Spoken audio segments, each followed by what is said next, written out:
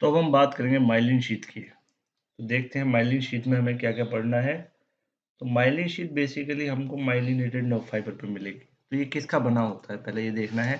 तो myelin sheath is thick lipoprotein, है ना, लिपिड प्लस प्रोटीन की कवरिंग है, lipoprotein sheath that insulate the myelinated nerve fibre. ठीक है। दूसरी इंपॉर्टेंट बात है कि ये कभी भी एक कंटिन्यूअस शीथ नहीं होती, it is not a continuous sheath. ठीक है। थोड़े थोड़े इंटरवल्स के बाद ये एब्सेंट रहती है। मान लीजिए ये एक एक्सॉन है, एक्सॉन के ऊपर ये आपको मिल गई माइलिन शीथ। ठीक है, थोड़ी देर बाद फिर एक और कंपोनेंट में मिल गई माइलिन शीथ। तो जहां पर एब्सेंट है इसको बोलते हैं नोड्स ऑफ रेनवियर। क्या बोलते हैं? Nodes of Ranvier. और ये हो गई माइलिन शीथ। ठीक है। तो it is not a continuous sheath, it is absent at regular intervals. The area where myelin sheath is absent is called nodes of Ranvier, and the segment of nerve fiber between the two nodes of Ranvier is called internode. ये बात भी important है। ठीक है। इसके एक NOR ये हो गया, एक नोड्स ऑफ रेनवियर हो गया, इसके बीच का ये जो एरिया है, ये जो एरिया है, ठीक है, उसको हम बोलते हैं इंटरनोड। क्लियर? तो माइलिन शीथ ही है जो रिस्पॉन्सिबल है कलरिंग के लिए। यानी हम किसी को व्हाइट या ग्रे फाइबर जो बोलते हैं नर्वस सिस्टम में, वो किसकी वजह से बोलते हैं? Absence and presence of myelin sheath. Clear? अब बात करते हैं थोड़ी इसकी केमिस्ट्री की कि ये लाइपोप्रोटीन है क्या। ठीक है। तो myelin sheath is formed bye concentric layers of proteins alternating with the lipid. ठीक है। मान लीजिए एक प्रोटीन की लेयर है, फिर लिपिड की लेयर है, फिर प्रोटीन की लेयर है, फिर लिपिड की लेयर है, फिर प्रोटीन की लेयर है। तो ये क्या बन गया? Lipoprotein complex, lipoprotein. ठीक है। इसीलिए लिपिड की बात करें तो कौन सा होता है लिपिड में कॉन्स्टिट्यूएंट में? एक होता है कोलेस्ट्रॉल, एक होता है लेसिथिन और एक होता है सेरिब्रोसाइड। ये भी लिपिड का ही एक ड्राइव्ड लिपिड है जिसको हम स्फिंगोमाइलिन भी बोलते हैं। क्या बोलते हैं? स्फिंगोमाइलिन। अब बात करते हैं फॉर्मेशन की। माइलिन शीथ बनती कैसी है? माइलिन शीथ की फॉर्मेशन की प्रोसेस को हम माइलिनोजेनेसिस बोलते हैं। माइलिनोजेनेसिस। तो formation of myelin sheath around the axon is called myelinogenesis and it is formed by Schwann cell in neurilemma. ठीक है। ये कौन बनाता है इसको? कौन से सेल बनाते हैं? Schwann cell. ठीक। इसके बाद बात करें पेरिफेरल नर्वस सिस्टम की। तो पेरिफेरल नर्वस सिस्टम में myelinogenesis start at the age of fourth month of IUL, है ना, intra uterine life. During the initial days of development it is completed only in the second year after birth, है ना। Birth के 2 साल बाद ये myelination वाला काम कंप्लीट हो पाता है। Before myelinogenesis Schwann cell of the neurilemma are very close to the axolemma, as in this case of unmyelinated nerve fibre.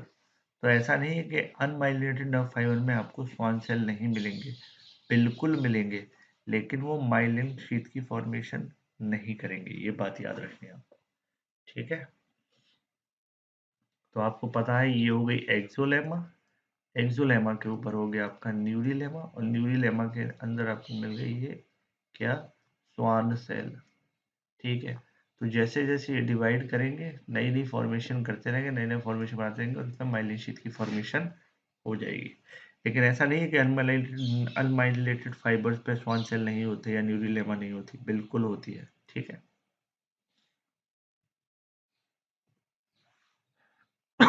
The membrane of Schwann cell is double layered. Schwann cell wraps up and rotates around the axis cylinder in many concentric layers, and the concentric layer fuse to produce myelin sheath, but cytoplasm of cell is not deposited. The outermost membrane of Schwann cell remains as neurilemma, and the nucleus of cell remain in between the myelin sheath and neurilemma. जरा इसको समझते हैं structure के through. मान लीजिए मैंने एक axon का क्रॉस सेक्शन निकाला, यानी एक्सोन को ऐसे लिया और इसको कट किया, कट करने के बाद जो क्रॉस सेक्शन आया वो ऐसे आया। ठीक। इस एक्सोन के ऊपर मैंने इसके ऊपर वाली लेयर पर लगा दिया कौन? Schwann cell. अब ये स्वान सेल डेवलप होता रहेगा और रोटेट होता रहेगा इस एक्सिस के अलावा, तो इसका ये सेल बड़ा होता जाएगा। ये ये फिर और लेयर बनाएगा, लेयर बनाएगा, layer layer layer layer layer. तो जो ये आउटर मोस्ट लेयर बनेगी, ये तो हो गई आपकी न्यूरी लेमा, और इसी में मिलेगा आपको न्यूक्लियस। और ये बीच की ये जो लेयर बनी इतनी, ठीक है, मल्टीपल लेयर जो बनी ये वाली, ये इसको हम बोलेंगे क्या, इसको हम बोलेंगे माइलिन शीथ। माइलिन शीथ के आउटर पेरीफेरी में आपको न्यूक्लियस मिलेगा, साइटोप्लाज्म मिलेगा, और जो आउटर मोस्ट लेयर थी उसको बोलेंगे न्यूरी लेमा। ये अरेंजमेंट इस तरीके से होता है। तो कोई भी एक्सिस सिलेंडर है, उसके आसपास धीरे धीरे मान लीजिए ये सेल है, तो ये सेल मूव करता रहेगा ऐसे पेरीफेरी की तरफ, ऐसे मल्टीपल लेयर बनती चली जाएंगी। और इसी मल्टीपल लेयर में जो आउटर मोस्ट लेयर है वो न्यूक्लियमा है, अंदर वाला सारा का सारा क्या है, माइलिन शीथ। अब अगर मैं माइलिन शीथ की बात करूं, तो फंक्शंस की बात करें तो फंक्शन क्या है माइलिन शीथ के, तो दो मेन फंक्शन है। एक तो फास्टर कंडक्शन, इंफॉर्मेशन को एक जगह से दूसरी जगह ले जाने में जो कंडक्शन की स्पीड है वो बढ़ जाएगी। दूसरा है इंसुलेशन प्रॉपर्टी, है ना, यानी इंफॉर्मेशन को जो है वो डिकोड करके एक पॉइंट से दूसरे पॉइंट तक विदाउट फेलियर, कहीं पर भी कोई लीकेज की चांस नहीं रहेगा। तो पहला है फास्टर कंडक्शन, दूसरा है इंसुलेटिंग कैपेसिटी। फास्टर कंडक्शन की मैं बात करूं, so myelin sheath is responsible for faster conduction of impulse through the nerve fiber. In myelinated nerve fibers, the impulses jump from one node to another, and this type of transmission of impulse is called saltatory conduction. ठीक है, एक होता है continuous conduction. मान लीजिए nerve fibre है, इसमें कोई इंफॉर्मेशन ऐसे ऐसे ऐसे ऐसे ऐसे जा रही है, ये रेगुलर है, ठीक है, तो ये कंटिन्यूस है। और अगर इसमें यही इंफॉर्मेशन ऐसे जंप कर करके जा रही है, एक इंफॉर्मेशन ऐसे जंपिंग, जंपिंग क्यों, क्योंकि इस पूरे बीच वाले रास्ते में क्या है, माइलिन शीथ, तो यहाँ पर ये इंसुलेशन का काम कर रही है। दूसरा फंक्शन जो है इसका, तो जहाँ जहाँ पे गैप है इंटरनोड यानी नोड्स ऑफ रेनवियर, यहाँ पर एक्चुअल में इंफॉर्मेशन एक आईसीएफ या कहते हैं इंट्रा सेल्यूलर फ्लूइड से एक्स्ट्रा सेल्यूलर फ्लूइड में मूव करेगी, इसीलिए ये हमको ऐसा अपीयर होगा कि ये जंप कर रही है। क्लियर। इंसुलेटिंग कैपेसिटी की बात करें तो it is having high insulating capacity because the quality, एक मिनट मार्क कर, yes, quality of myelin sheath restrict the nerve impulse within the single nerve fiber and prevent the stimulation of neighboring nerve fiber. तो जैसा हमारे घर पे जो wires होते हैं उनके ऊपर कोटिंग होती है प्लास्टिक की, रबर की, इसकी वजह से वो दूसरे वायर के साथ मिलकर शॉर्ट ना हो जाए, तो वो सारी चीज़ों को प्रिवेंट करने के लिए आपको इंसुलेशन चाहिए। क्लियर। इसके बाद बात करेंगे हम न्यूरीलेमा की। तो न्यूरीलेमा क्या है, neurilemma is a thin membrane which surround the axis cylinder, it is also called neurilemmal sheath और शीथ ऑफ स्वान। साइंटिस्ट के नाम पर क्या नाम है इसका, शीथ ऑफ स्वान सेल, है ना। इसके अंदर क्या मिलेगा, स्वान सेल मिलेंगे which have flattened and elongated nucleus. Cytoplasm is thin, modified to form thin sheath of Neurilemma. One nucleus is present in each internode of axon. Nucleus is situated between myelin sheath and neurilemma. तो आप कभी भी इसका diagram देखते हैं neurilemma का तो ऐसे दिखेगा। ठीक, ये हो गया न्यूरीलेमा, ये फ्लैट इलोंगेटेड न्यूक्लियस होगा इसके अंदर, ठीक है। और यहाँ अगर ये माइलिनेटेड है तो इसमें यहाँ पर एक लेयर मिलेगी माइलिन शीथ की, ये हो गई आपकी माइलिन शीथ, ठीक है। इसके बाद बात करेंगे नॉन माइलिनेटेड नर्व फाइबर में। तो नॉन माइलिनेटेड नर्व फाइबर में neurilemma surround the axolemma continuously, ये इंपॉर्टेंट बात है। जबकि मैं माइलिनेटेड की बात करूं तो it covers the myelin sheath at the nodes of Ranvier where the myelin sheath is absent, the neurolemma invaginate and runs up to the exolemma in the form of finger-like projection। ठीक है, तो मान लीजिए कोई non myelinated fibre है, तो non myelinated fibre के ऊपर जो कवरिंग होगी वो कंटिन्यूस होगी। कैसी है, कंटिन्यूस। और जबकि अगर मैं माइलिनेटेड की बात करूंगा तो माइलिनेटेड में ये थोड़ा सा डिप कर जाएगा ऐसे, डिस लेकिन अभी भी ये एक्सोलेमा से पूरा कवर है। यहाँ पे माइलिन शीट प्रेजेंट और एब्सेंट हो सकती है, या माइलिन होगी या माइलिन होगी, दोनों लेयर्स के बीच में। लेकिन यहाँ पे देखिए आप, ये ऐसे ऐसे ये इसके साथ अटैच्ड है, ठीक है। तो फिंगर लाइक प्रोसेस डिपिंग।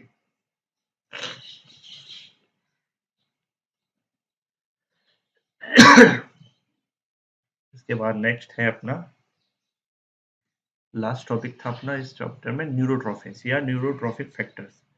तो न्यूरोट्रॉफिक फैक्टर या न्यूरोट्रॉफिक्स क्या है? वो ऐसे प्रोटीन सब्सटेंस है जो नर्व की ग्रोथ, डेवलपमेंट और फंक्शनिंग के लिए बहुत इंपॉर्टेंट है। तो neurotrophics are neurotrophic factors, protein substances which are important for the growth and functioning of the nervous tissue। पहली बात ये याद रखनी है, ठीक है। सोर्स की बात करें कि ये कहाँ से सिक्रीट होता है, ये काम कैसे करता है, कितने टाइप का हो सकता है, इसको भी देखना होगा। तो सोर्स ऑफ सिक्रीशन की बात करें तो ये many tissues of the body से, एक जगह नहीं कई जगह से सिक्रीट होता है, but particularly muscles, neuroglial cells, specially कौन सा, एस्ट्रोसाइट और न्यूरॉन। सारे न्यूरोग्लाइल नहीं, ओनली एस्ट्रोसाइट, ठीक है। तो 1 2 3 तीन लोकेशन से ये सीरीज सिक्रीट होगा। अब बात करते हैं मोड ऑफ एक्शन की। They act by neurotrophin receptors. तो इन न्यूरोट्रोफिन रिसेप्टर्स को रिसीव करने के लिए न्यूरॉन्स के पास क्या होते हैं, रिसेप्टर्स होते हैं, ठीक है। तो उनको बोलते हैं न्यूरोट्रोफिन रिसेप्टर। और ये कहाँ मिलेंगे, situated at the nerve terminals and nerve cell body. Clear? Neurotrophins bind with the receptor and initiate the phosphorylation of tyrosine kinase। तो मेन जो इंफॉर्मेशन है वो अंदर कैसे जाएगी, न्यूरॉन के अंदर या नर्व सेल के अंदर, वो इस प्रोसेस के थ्रू जाएगी जिसको बोलते हैं हम initiation of the phosphorylation of कौन सा एंजाइम, टायरोसिन काइनेज। यानी न्यूरॉन के अंदर एक एंजाइम होता है टायरोसिन काइनेज, उसका फॉस्फोराइलेशन कराना इसका मेन काम है न्यूरोट्रोफिन का, ठीक है। उसके बाद हमें उस सेल पर उसका इफेक्ट दिखेगा, ठीक है। टाइप्स की बात करें तो NGF was the first protein substance identified as न्यूरोट्रोफिन, ठीक है। तो NGF जो है वो फर्स्ट प्रोटीन था जो न्यूरोट्रोफिन्स की तरह आइडेंटिफाई किया था साइंटिस्टों ने। उसके बाद काफी सारे न्यूरोट्रोफिन डिस्कवर हुए, ठीक है, both in central and peripheral nervous system, ठीक। ये तो मेन फंक्शन है ही। इसके अलावा ये क्या करता है, देखिए, facilitate initial growth and development of nerve cell. दूसरा है promote survival and repair of the nerve cell, यानी रीजनरेशन डिजनरेशन वाला function. And it also play an important role in the maintenance of nervous tissue and neural transmission. तो कहीं कहीं पर ये maintenance का काम भी करता है ना। तो recently it is found that neurotrophins are capable of making the damaged neuron regrow their processes in vitro and in animal models। तो according to some scientist information, कुछ कुछ जगह पर इन विट्रो मतलब लैब के अंदर, है ना, या एनिमल्स में, ह्यूमन में नहीं, ये एक्सपेरिमेंट करके देखे गए एनिमल्स में, और इन विट्रो यानी लैब वाली कंडीशन में ये किस में हेल्प करता है, डैमेज न्यूरॉन। क्योंकि आपको पता है न्यूरॉन तो डिवाइड नहीं होता, लेकिन अगर कहीं कहीं पर हो जाए तो ये ग्रोथ फैक्टर की वजह से दोबारा से रिकवरी पॉसिबल है।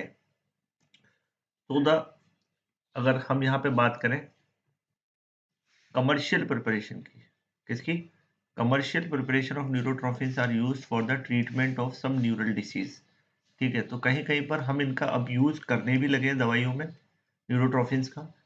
और इसकी वजह से कुछ न्यूरल डिसीज है, जैसे पार्किंसन डिसीज है, ये नाम आपको याद रखना है, और एक है अल्जाइमर। ये दोनों ही ऐसे डिसीज हैं जिसमें नर्व सेल का डिजेनरेशन होना शुरू हो जाता है, ठीक है। वो अपने नॉर्मल फिजियोलॉजी में नहीं रहते, ये फिजियोलॉजिकल चेंजेस हैं जो जनरली डिजेनरेशन की तरफ ले जाते हैं न्यूरॉन को, है ना, डैमेज की तरफ ले जाते हैं टेम्परेरीली, फिर परमानेंट। इनिशियली शुरुआत में टेम्परेरी, फिर परमानेंट। तो ऐसे जो न्यूरल डिसीज है, स्पेशली दो, पार्किंसन और अल्जाइमर, उनके ट्रीटमेंट में अब हम न्यूरोट्रॉफिन्स को यूज कर रहे हैं आजकल डॉक्टर्स। क्लियर। अब बात करते हैं नर्व ग्रोथ फैक्टर्स की। एनजीएफ जो कि पहला फैक्टर था, है ना। एनजीएफ पहला फैक्टर था neurotrophin. NGF is a neurotrophin which is found in many peripheral tissues. ठीक है, इसकी अगर मैं केमिस्ट्री की बात करूं तो ये एक पेप्टाइड है, और पेप्टाइड है तो अमाइनो एसिड से बना हुआ। तो कितने amino acid? 118। Each molecule of NGF is made up of 2 alpha subunit, 2 beta subunit and 2 gamma subunit। तो कोई भी पेप्टाइड है उसमें कई सारी यूनिट्स होती हैं। ठीक है, तो जो पेप्टाइड है उसमें 2 अल्फा सब यूनिट है, 2 बीटा है और 2 गामा है। तो इसमें जो बीटा सब यूनिट है, याद आपको ये रखना है, वो बीटा सब यूनिट है जो ग्रोथ स्टिमुलेटिंग एक्टिविटी को परफॉर्म करता है या शो करता है। ठीक है, बाकी अल्फा और जो गामा है वो स्ट्रक्चरल है। लेकिन अगर मैं फंक्शनल यूनिट की बात करूँ तो फंक्शनल यूनिट कौन है? बीटा सब यूनिट। क्लियर? एनजीएफ की फंक्शंस की अगर मैं बात करूं तो एनजीएफ क्या करता है? NGF promote early growth and development of neuron. Its major action is on sympathetic and sensory neuron. कौन से वाले पे? सिंपैथेटिक और सेंसरी न्यूरॉन पे इसका असर हमें देखने का पड़ेगा। Particularly concern with pain, pain receptors जो होते हैं वहां पर। Because of its major action on sympathetic neuron it is also called sympathetic NGF. क्योंकि इसका जो हमारा, आपको पता है हमारा ऑटोमेटिक नर्वस सिस्टम या ऑटोनॉमिक नर्वस सिस्टम दो टाइप का है, सिंपैथेटिक और पैरासिम्पैथेटिक। सिंपैथेटिक कौन सा होता है? जब भी हमारी body 3F condition, fear, fight, flight, इन सब कंडीशंस में होगी तो हमारी बॉडी को सिंपैथेटिक नर्वस सिस्टम एक्टिवेट हो जाएगा। तो उस नर्वस सिस्टम के ग्रोथ और डेवलपमेंट के लिए जो मेन फैक्टर है वो है आपका NGF. NGF also promote the growth of cholinergic neuron, है ना, कोलिनर्जिक न्यूरॉन इन सेरिब्रल हेमिस्फीयर। तो जहां जहां एसिटाइल कोलिन रिलीज होगा उनको हम बोलते हैं कोलिनर्जिक न्यूरॉन। तो उन न्यूरॉन्स में आपको ये एनजीएफ देखने को मिलेगा, लेकिन मैक्सिमम कहाँ मिलेगा? सिंपैथेटिक नर्व फाइबर्स के पास। क्लियर? इसके बाद बात करेंगे commercial preparation of NGF is extracted from snake venom and submaxillary gland of male mouse. दो लोकेशन से हम इसको एक्सट्रैक्ट करते हैं फॉर मेकिंग आवर ड्रग्स और एनजीएफ।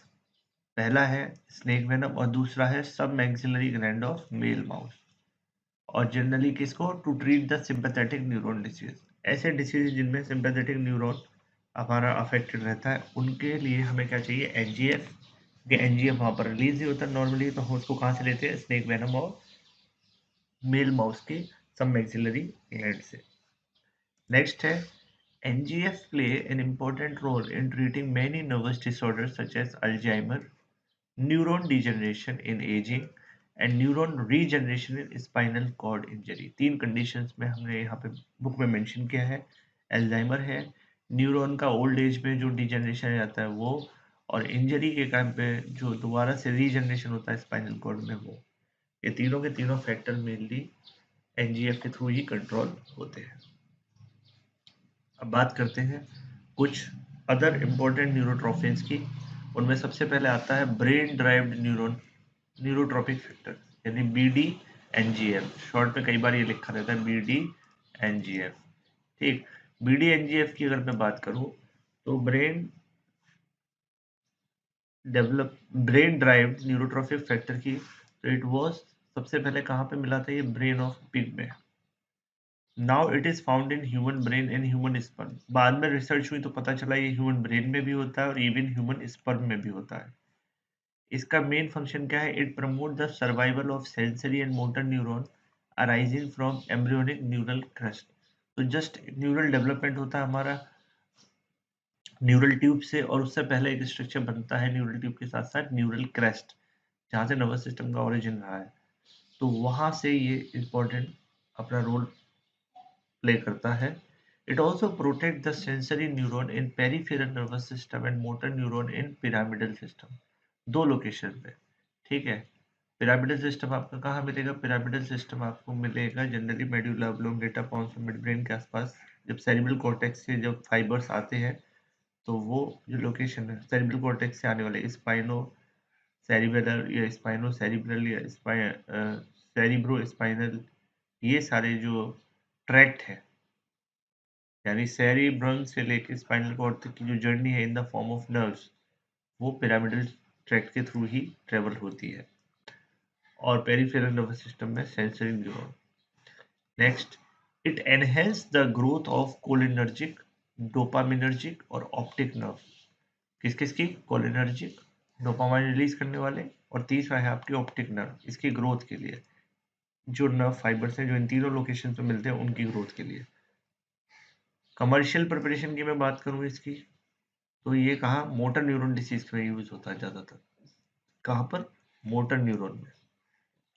जबकि सिंपैथेटिक में कौन सा था? एनजीएफ, अभी हमने पढ़ा था ना एनजी। और वैसे फिर से अगर आप ध्यान करो तो एनजीएफ के तीन ही थे, अल्जाइमर, न्यूरॉन डीजनरेशन इन एजिंग, और तीसरा था आपका रीजनरेशन इन स्पाइनल इंजरी।